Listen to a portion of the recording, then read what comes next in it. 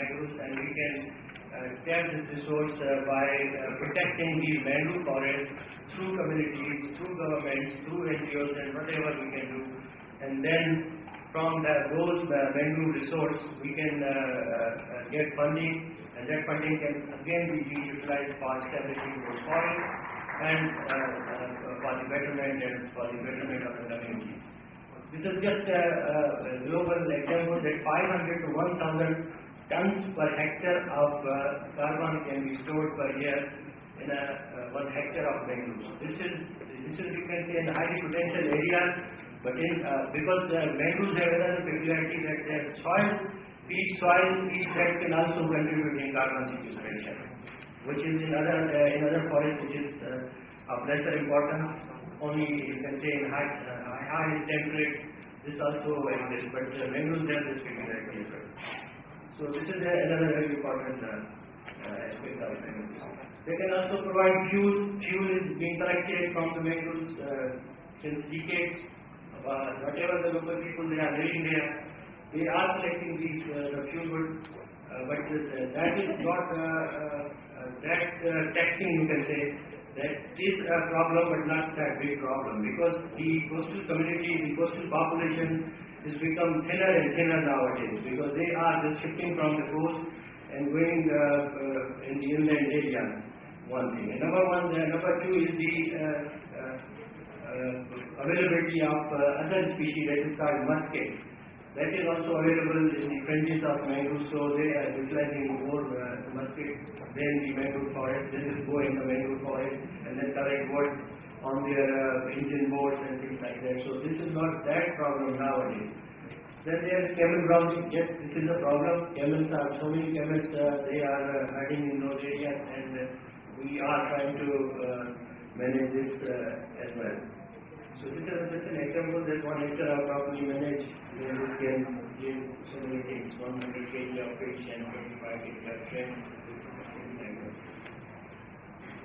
Now trade. This is very important because we are here to listen and make recommendations to reduce those trades.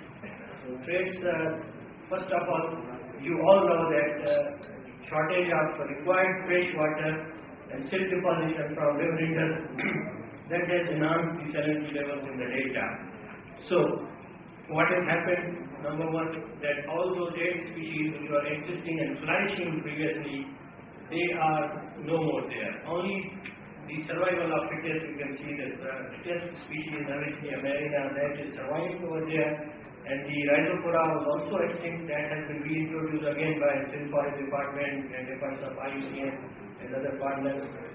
So, just a picture. Okay, you can see that this is enhanced salinity level in 1989, and then in 1998 and 2008. This has been analyzed by SOPAR that even your mature states, they can also be affected with this salinity. So they are gradually being affected, and the areas which are being saline, there is no vegetation on those saline areas. So this is a great loss. Once it is flushed by the river Indus water, then it again becomes suitable for growing of naturally growth of Avicennia or other tree species, and for the artificial growth of those species. Okay. Next is sea intrusion and erosion in the delta class by sea level rise. This is also a problem that is growing day by day because with the growing level of rising level of sea. We have seen that in the creek areas there is plenty of erosion taking place, and it has effect on the established mangrove areas and on the regeneration as well. Okay, this is sea intrusion effect. You can see that most of the trees, they are including the important agricultural lands in the Jati and Shahbandar area. You can see that the wet spots, these are basically enhanced intertidal area. So this has become increasing year after year. So we need to address this problem as well, especially in those low-lying areas of Shahbandar and Jati. Next, please. This is erosion effect. can see that once the tidal water that enters the mangrove area, it can create havoc in those areas. So another problem is industrial and municipal pollution. This is a Karachi-specific problem, you can say. This is the problem near Korangi Creek and in China Creek and around Karachi, you can say. All the mangroves which are available here, they are infested with this problem. One thing that is very important is mangroves which are around the Karachi city, their stocking is about 1200 acres. And the total area, if you add the area of creeks, is about 2200 acres. So most of the problems are in those areas.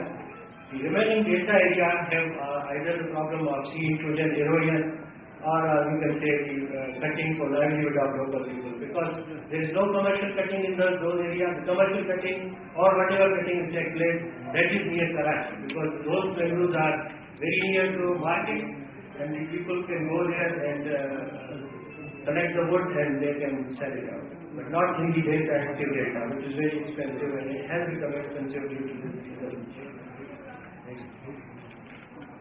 This is oil spillage. This is also a common problem, and it is also in the surroundings of KPT and Port Qasim areas and in the mill areas near Basti and Redi and all those places. Next, please. Okay, this is another problem that we all discuss. We see in the newspapers and every now and then we see that this problem land reclamation and urbanization is taking place something around the areas of say Yunusabad, Sultanpur, and then in the Oxbay or Sanskrit areas. So this is a problem. Once again, I will say that Sindh Forest Department has become complainant in this, and we are ready to be complainant in this. But the basic decision that needs to be carried out, that is to be done by KPT and the district governments or whoever is in charge of the land in that area. Next, please. Okay, this is another issue. Please continue. This is also urbanization of mangroves.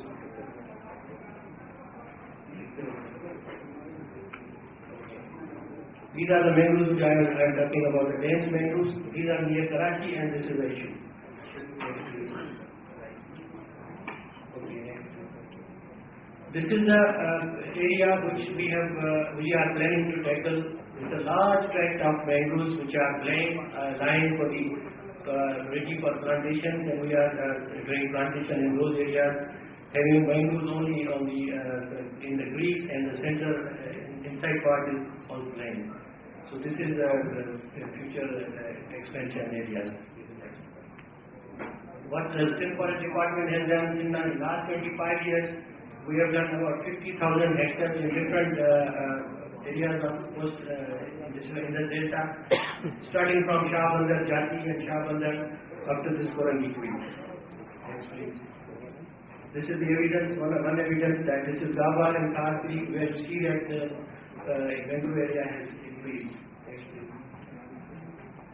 So this is all about the pioneer work of Sindh Forest Department. What we have also done a Guinness World Record.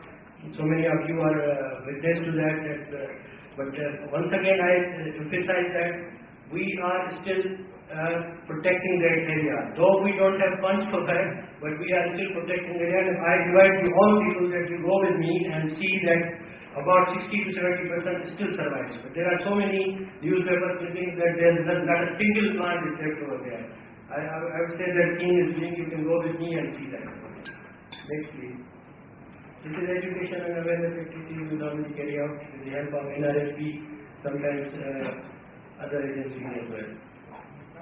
So it is time shortage, so I will just skip all those. This is another conflict resolution that is very important, because you have to go in the communities and resolve their problems, and what problems they are creating for you. You have to take it very seriously, and then you come up with your successful interventions.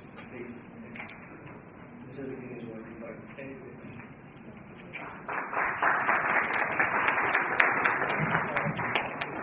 Thank you, Rasa. sure this was an eye-opener in many ways. To see the figures, maybe it's sometimes a bit overwhelming also to know the technical terms, know the technical names of the species, but I think when we have started learning about it, we will get used to that also. It's encouraging, of course, that there is planting going on as well, and there are areas which are being retained also. So we need to continue with those efforts, and we need to join up as well. Now, I would like to invite Mr. Umair Shahid from WWF, who will share with us the slideshow on mangrove status on GIS.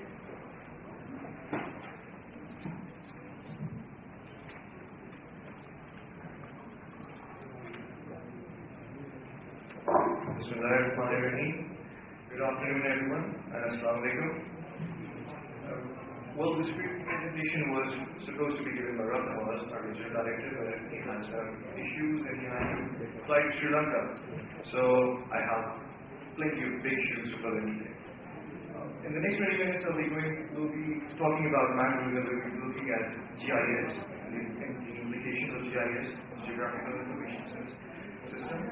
And we will be also finding out that me and Virat Bhagan have something more in common apart from mangroves. And what do you think? Next week? Well, mangroves are one of the biggest resources of Pakistan. The natural resource management is also that comes along with that.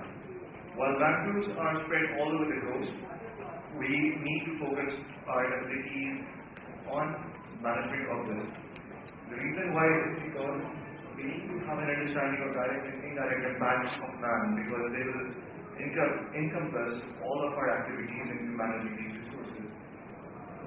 It is important to focus on this, and remote sensing and GIS is one of the most effective tools by which we can actually see the trends from past and present, we can compare them, and we can actually come to a conclusion and we can address policymakers for this purpose. Mangrove preservation. Well, this is a map of Pakistan which shows the mangroves are spread all around the coast. From east to west, we can see that the mighty Indus gives life to the Indus Delta mangroves. And then we have the Somyani Bay mangroves, the Kalmal Khor, and the Gwadar Bay mangroves that are in Jivani. And there are also some other planted sites that have been done by the Forest Department, IUCN, and WWF. Next, please. The Indus Delta is home to more than millions. And it is important to know that all of these people depend their livelihoods on these natural resources. Fish, mangroves, and mangroves are integrated with each other. Just like fish and mangroves are integrated, I feel that us should have the departments, the organizations, the community should be integrated with each other to work effectively for developing these reserves. Well, the Indus Delta covers about 600,000 hectares of land area. That's quite a land. And the Indus Delta has about 17 major or minor creeks in it. And it occupies about 160,000 hectares of mangrove forest, of which, as Virat has said, Avicennia marina is the most dominant, 90%. I would say it's a hardy species because its ability to adapt to salt is excellent. It can exclude its salt from its roots, and it does not have salt in its leaves actually, whereas Cereops, Aegisaras, they do not have special tendencies built up in them to actually take the salt out of the roots, so they have them in the leaves. And you can see, if you're going onto the site, that everything can graze more and browse more by livestock and camel, while in comparison with Cereops, it's not happening. The Indus Delta land coverage from 1953, 78, and 2001. This is, I don't have the source for this, but it's worth putting on there. You can see the total mangroves around in 1953 going to just about more than 70,000 hectares, and then going to a peak in 1978 to, you see that way. And then it goes to, in 2001 it goes to 83,902. Next please. Well, the mangroves of Indus Delta are spread from the Karachi coast to, if you go towards Parushan area, towards Sunny Creek, and they form the wildlife sanctuary. As Vyasa has mentioned, that they form Ketibandha specifically forms the north and south of wildlife sanctuary. And the Double Creek, yes, it has its we only do a very dense patch